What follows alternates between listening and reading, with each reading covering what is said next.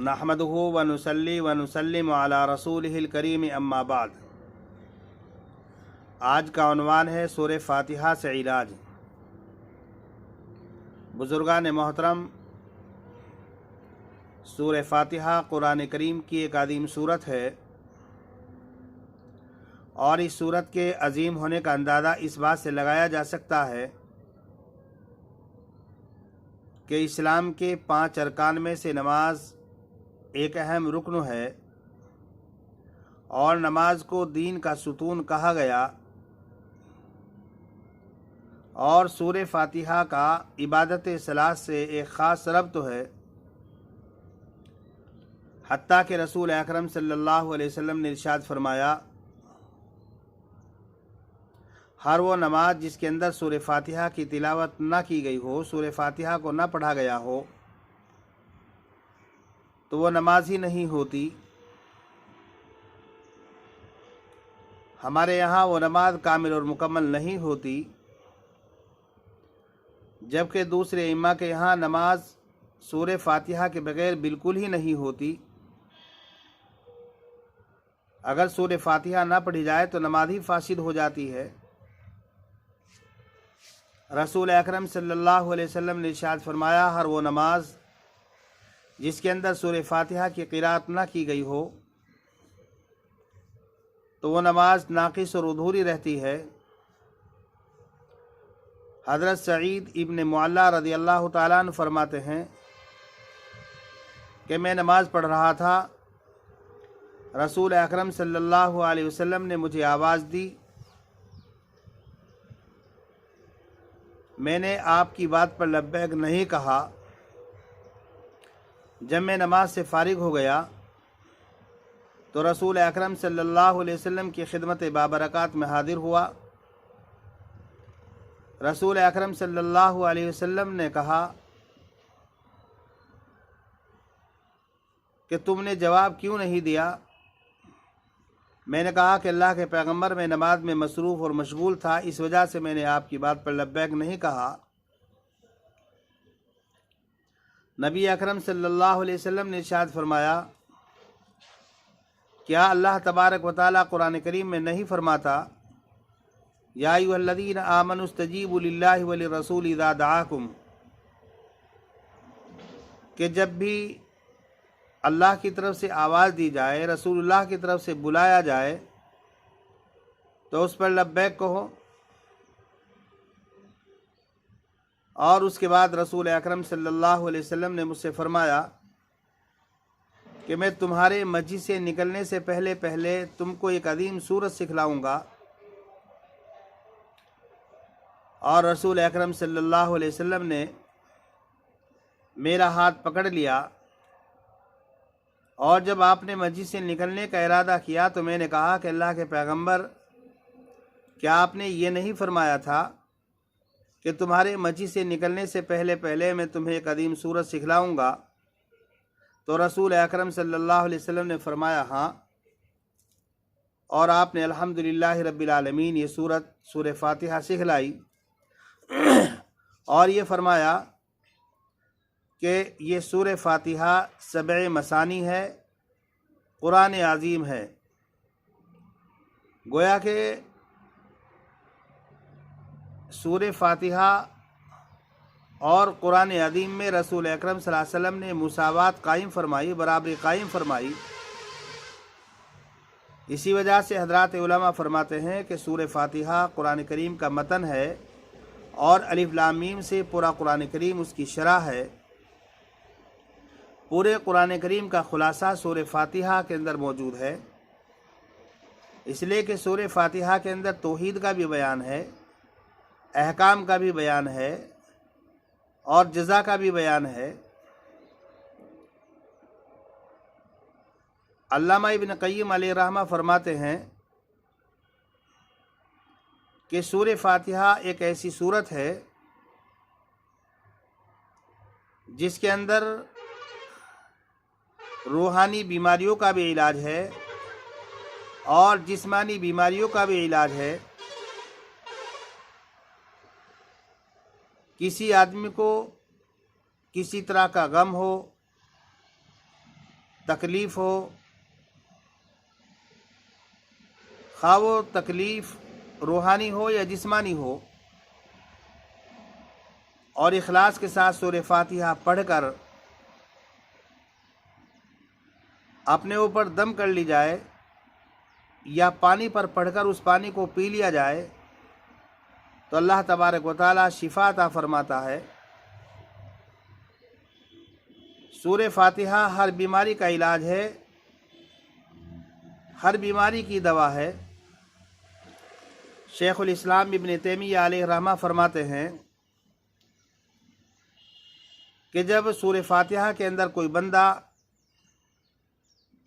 ایاک نعبد پڑھتا ہے تو اس کے ذریعے سے ریاکاری دور ہو جاتی ہے، دکھلاوا ختم ہو جاتا ہے، اور جب بندہ کہتا ہے وَإِيَّاكَ نَسْتَعِينُ تو اس کے ذریعے سے کبر اور عجب کا علاج ہو جاتا ہے، خود پسندی کا علاج ہو جاتا ہے، انسان کے اندر سے تکبر اور غرور نکل جاتا ہے، اور جب اہدنا الصراط المستقیم پر پہنچتا ہے تو اس کے ذریعے سے جہالت دور ہو جاتی ہے، گمراہی دور ہو جاتی ہے، اور بندے کا شمار ان لوگوں میں سے ہو جاتا ہے جو منعم علیہم ہوتے ہیں، جن پر اللہ کا انعام ہوتا ہے۔ بزرگان محترم، قرآن کریم ویسے تو پورا کا پورا ہی شفا کا ذریعہ ہے، لیکن خاص طور پر سورہ فاتحہ، جس کے بارے میں رسول اکرم صلی اللہ علیہ وسلم نے ارشاد فرمایا ہر بیماری کی دوا ہے، ہر بیماری کا علاج ہے، خواہ وہ بیماری جسمانی ہو، خواہ وہ بیماری روحانی ہو۔ حضرت سعید خدری رضی اللہ تعالیٰ عنہ فرماتے ہیں کہ ہم لوگ ایک سفر میں نکلے اور ہمارا گزر ایک بستی کے پاس سے ہوا، وہاں جا کر ہم نے پڑاؤ ڈالا، ہم لوگ جا کر کے ٹھہرے، ہم لوگوں نے اس بستی کے لوگوں سے، اس قبیلے کے لوگوں سے کہا کہ آپ لوگ ہماری مہمان نوازی کیجئے، لیکن انہوں نے مہمان نوازی کرنے سے انکار کر دیا۔ اتفاق یہ ہوا کہ اس قبیلے کا جو سردار تھا اس کو کسی جانور نے ڈس لیا،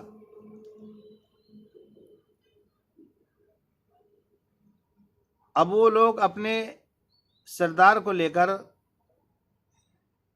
ادھر ادھر بھاگتے رہے، ادھر ادھر علاج کرایا لیکن کوئی فائدہ نہیں ہوا۔ اسی قبیلے کے کسی صاحب نے کہا کہ جو لوگ آئے ہوئے ہیں، جنہوں نے ہمارے گاؤں کے قریب پڑاؤ ڈال رکھا ہے، ہو سکتا ہے ان میں کوئی آدمی علاج کرنے والا موجود ہو، ان میں سے کسی کے پاس ایسی چیز موجود ہو کہ جس کے ذریعے سے ہمارے سردار کو فائدہ پہنچے۔ لہذا وہ لوگ اپنے سردار کو لے کر ہمارے پاس آئے، ہم نے کہا ہمارے پاس ہے اس کا علاج، لیکن ہم نے آپ لوگوں سے مہمان نوازی کا مطالبہ کیا تھا، آپ لوگوں نے ہماری مہمان نوازی نہیں کی تھی، تو علاج تو ہم کریں گے لیکن مفت علاج نہیں کریں گے، اجرت طے کریں گے۔ انہوں نے کہا کہ ٹھیک ہے، بتائیے کیا اجرت ہوگی؟ تو محلے کے لوگوں نے کہا، قبیلے کے لوگوں نے کہا کہ بکریوں کا ریوڑ ہے، اس میں سے کچھ بکریاں ہم آپ کو دے دیں گے۔ بعض روایتوں کے اندر آتا ہے 30 بکریاں، بعض روایتوں کے اندر اس سے زیادہ بھی آتا ہے۔ آپس میں بات طے ہو گئی۔ حضرت سعید خدری رضی اللہ تعالیٰ عنہ کہتے ہیں کہ ہم میں سے ایک صاحب نے اس پر سورہ فاتحہ پڑھ کر دم کیا اور وہ بالکل ٹھیک ہو گیا، کھڑا ہو گیا۔ اس کے بعد انہوں نے وہ بکریاں جو اجرت میں طے ہوئی تھی ہمارے حوالے کر دی، اور ہم میں سے کسی نے کہا کہ ان بکریوں کو تقسیم کر لو، لیکن جس نے جھاڑ پھونک کی تھی، جس نے دم کیا تھا، وہ صاحب بولے کہ ابھی نہیں، کہ پہلے ہم حضور اکرم صلی اللہ علیہ وسلم کی خدمت بابرکات میں چلتے ہیں، وہاں جا کر کے واقعے کو بیان کرتے ہیں، اور رسول اکرم صلی اللہ علیہ وسلم کا جو حکم ہوگا اس کے مطابق ہم لوگ عمل کریں گے۔ لہذا ہم لوگ حضور اکرم صلی اللہ علیہ وسلم کی خدمت بابرکات میں حاضر ہوئے، اور ہم نے پورا واقعہ تفصیل سے سنایا۔ تو رسول اکرم صلی اللہ علیہ وسلم نے فرمایا کہ تمہیں کیسے معلوم ہے کہ اس کے ذریعے سے علاج کیا جا سکتا ہے؟ تو صحابی رسول نے کہا کہ اللہ کے پیغمبر، بس میرے جی میں آیا اور میں نے سورہ فاتحہ پڑھ کر دم کر دیا، پھونک دیا۔ تو رسول اکرم صلی اللہ علیہ وسلم نے ارشاد فرمایا تم نے صحیح کیا، اور یہ جو بکریاں ہیں ان کو آپس میں تقسیم کر لو اور میرا حصہ بھی لگاؤ۔ بعض روایتوں کے اندر آتا ہے کہ حضرات صحابہ کرام اس سے ہنسے، اور بعض روایتوں میں ہے کہ نبی اکرم صلی اللہ علیہ وسلم مسکرائے اور ہنسے۔ بزرگان محترم دیکھیے، سورہ فاتحہ کے ذریعے سے دم کیا گیا، سورہ فاتحہ کے ذریعے سے علاج کیا گیا۔ یہ قرآن کریم پورا کا پورا شفا ہے، بشرطے کہ اللہ کی ذات پر یقین کیا جائے، اعتماد کیا جائے، اور اس قرآن کریم کو اخلاص کے ساتھ پڑھا جائے۔ رسول اکرم صلی اللہ علیہ وسلم کا قرآن کی آیات پڑھ کر اور ادعیہ معصورہ پڑھ کر دم کرنا ثابت ہے۔ رسول اکرم صلی اللہ علیہ وسلم اور حضرات صحابہ کرام قرآن کریم کی آیات مبارکہ اور ادعیہ معصورہ کو پڑھ کر اپنے اوپر دم کیا کرتے تھے، لیکن کلمات شرکیہ، کلمات کفریہ، یہ ایسے کلمات پڑھ کر دم کرنا جن کے معنی معلوم نہ ہو، جائز نہیں، حرام ہے۔ اسی طریقے سے کسی جنتر منتر والے کے پاس جا کر دم کرانا، اس کی بھی شریعت اجازت نہیں دیتی۔ بزرگان محترم، آج ہماری خواتین اور ہماری مستورات تعویذ گنڈوں کے لیے، دم کرانے کے لیے، جھاڑ پھونک کے لیے ادھر ادھر ماری ماری پھرتی ہیں، اپنا پیسہ بھی ضائع اور برباد کرتی ہے، اور جن لوگوں کے پاس ہماری مائیں اور بہنیں اور ہم لوگ جاتے ہیں وہ ہمارے عقائد کو بھی خراب کرتے ہیں۔ ورنہ تو قرآن کریم ہمارے گھر کے اندر موجود ہے۔ اگر قرآن کریم کی آیات مبارکہ کو پڑھ کر کے دم کیا جائے تو اس سے شفا ہوتی ہے، فائدہ ہوتا ہے۔ علامہ ابن قیم علیہ رحمہ فرماتے ہیں کہ میں مکے میں تھا، میرے سر میں درد ہوا یا پیٹ میں درد ہوا، میں نے طبیب کو تلاش کیا تو کوئی طبیب مجھے نہیں ملا، تو میں زمزم کے پاس پہنچا اور آب زمزم پر میں نے سورہ فاتحہ کو دم کیا، اور دم کرنے کے بعد آب زمزم کو پی لیا تو میرا درد دور ہو گیا۔ بزرگان محترم، کتنے ہی واقعات ہیں کہ لوگوں نے قرآن کریم کی آیات مبارکہ کو پڑھا اخلاص کے ساتھ، یقین کے ساتھ، اور اپنے اوپر دم کر لیا یا دوسروں کے اوپر دم کر دیا، تو اللہ تبارک و تعالیٰ اس کے ذریعے سے شفا عطا فرما دیتا ہے۔ لیکن المیہ یہ ہے، آج ہم لوگوں نے قرآن کریم سے دوری بنائی ہوئی ہے۔ ہم لوگ قرآن کریم کی تلاوت نہیں کرتے، قرآن کریم کو نہیں پڑھتے۔ قرآن کریم ہمارے گھروں کے اندر، طاقوں کے اندر سجا ہوا رکھا رہتا ہے، جزء دان کے اندر بند اور قید کیا ہوا رہتا ہے، لیکن ہمیں قرآن کریم پڑھنے کی توفیق نہیں ہوتی۔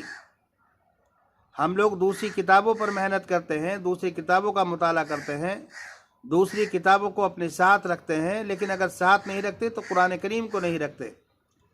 اگر آج ہم نہیں پڑھتے تو قرآن کریم کو نہیں پڑھتے، اگر ہم تلاوت نہیں کرتے تو قرآن کریم کی تلاوت نہیں کرتے۔ بزرگان محترم، قرآن کریم ایک ایسی کتاب ہے جو بابرکت کتاب ہے، جس کے ذریعے سے دنیاوی اعتبار سے بھی رہنمائی ملتی ہے اور اخروی اعتبار سے بھی رہنمائی اور کامیابی قرآن کریم کے پڑھنے سے، قرآن کریم کی تلاوت سے ملتی ہے۔ رسول اکرم صلی اللہ علیہ وسلم نے ارشاد فرمایا کہ جب تک تم کتاب اللہ سنت رسول اللہ پر عمل کرتے رہو گے ہرگز گمراہ نہیں ہو سکتے۔ بزرگان محترم، قرآن کریم کو پڑھیے، قرآن کریم کی تلاوت کیجیے، اور کسی بھی طرح کی بیماری ہو، جسمانی بیماری ہو، روحانی بیماری ہو، آپ کے بچوں کو کسی اعتبار سے دقت ہو رہی ہو، سورہ فاتحہ، سورہ بقرہ، آیت الکرسی، معوذتین، سورہ اخلاص، قل یا ایھا الکافرون، ان آیات مبارکہ کو پڑھیے، پانی پر دم کیجیے، پی لیجیے، آپ کے پیٹ کا درد ختم ہو جائے گا۔ پڑھ کر دم کیجیے، انشاءاللہ آپ کی بیماری دور ہو جائے گی۔ اللہ تبارک و تعالیٰ سے دعا ہے کہ اللہ تبارک و تعالیٰ ہمیں قرآن کریم پڑھنے کی، قرآن کریم تلاوت کرنے کی اور قرآن کریم سے جسمانی اور روحانی بیماری دور کرنے کی توفیق مرحمت فرمائے۔ وما علینا الا البلاغ۔